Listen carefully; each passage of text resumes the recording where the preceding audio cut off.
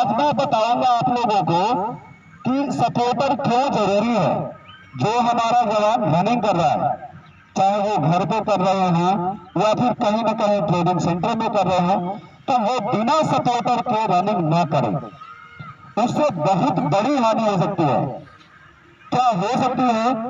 आपका जो हाइड्रोसिल है या प्राइवेट स्वास्थ्य है वो डैमेज हो सकता है, अचानक दर्द हो सकती है, आप गिर सकते हैं, आपका रनिंग खराब हो सकता है, हॉर्निया वो कर सकता है। तो एक बहुत बड़ी समस्या है। चाहिए उसे सपोर्टर। हम लोग देहात में जो जानते हैं, ग्रामीण क्षेत्र में एक लंगोट आती है, ठीक है, लंगोट सारे लोग जानते हैं।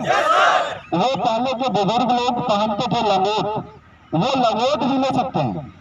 और नहीं तो अभी मॉडर्न युग में जब हम लोग आ जाते हैं तो सपोर्टर आता है, वो पहन लेते हैं तो बिल्कुल टाइट हो जाता है। उसके बाद कच्छा अपना जंगला पहन लें, उसके बाद आपका जो हाफ पैंट है या ट्राउजर है वो पहने।